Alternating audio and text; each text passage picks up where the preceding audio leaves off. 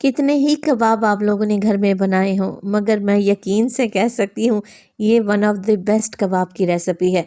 इसे बनाना भी आसान है और सबसे अच्छी बात तो है इसका टेस्ट। यकीन करें, इसका जायका आपको उंगलियां चाटने पर मजबूर कर देगा। तो आज मैं बना रही हूँ चिकन टिक्का रेशा कबाब, और ये मज़ेदार से कबाब बनाने के लिए सबसे पहले तो मेरे पास है बोनलेस चिकन, जिसमें मैंने शामिल कर दिया है 1 टीस्पून अदरक और लहसुन का पेस्ट। 4 टेबलस्पून दही शामिल करूंगी और 3 टेबलस्पून इसमें सिरका या लेमन जूस डालें।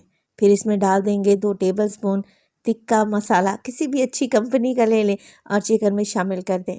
साथ के साथ ऑयल भी डालूंगी 2 से 3 टेबलस्पून, और चिकन को मैरिनेट करके रख देंगे करीब आधे घंटे के लिए।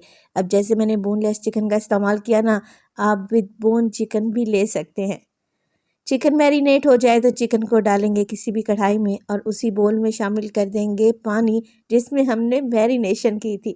तो आधा कप पानी चिकन में ऐड करें, कवर लगाएं और चिकन को पकने के लिए छोड़ दें जब तक चिकन गल नहीं जाता। तो जैसे ही चिकन का पानी ड्राई हो जाता है, एक मैशर लें और चिकन को प्रेस करते हुए इसे मैश कर लें। आसानी से चिकन के रेशे बन जाएंगे, ज़्यादा मेहनत भी नहीं करना पड़ेगी।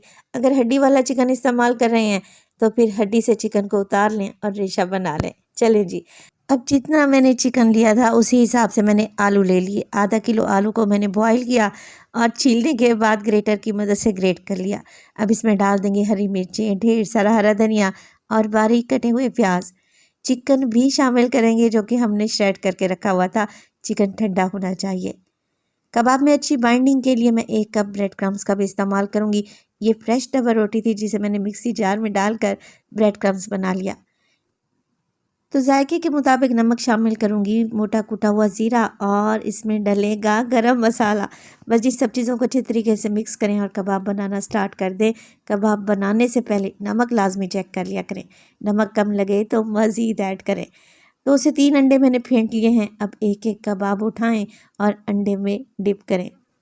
अच्छा, ये मज़ेदार से चिकन रेशा कबाब शैलो फ्राई होंगे तो तवे पर मैंने 4 से 5 टेबलस्पून ही कुकिंग ऑयल डाला है। एक वक्त में ढेर सारे कबाब बनकर रेडी हो जाएंगे। ना ही अंडे की कोटिंग उतरेगी और ना ही कबाब टूटेंगे। आप ज़रा चेक करें, बने हैं ना एकदम परफेक्ट। बच्चों के लंच बॉक्स में दें, शाम की चाय के लिए बना लें, दावत के लिए तो परफेक्ट रेसिपी है। कबाब को मैंने सर्व किया है प्याज के लच्छों के साथ और हरी चटनी के साथ। लग रहे हैं ना टेस्टी।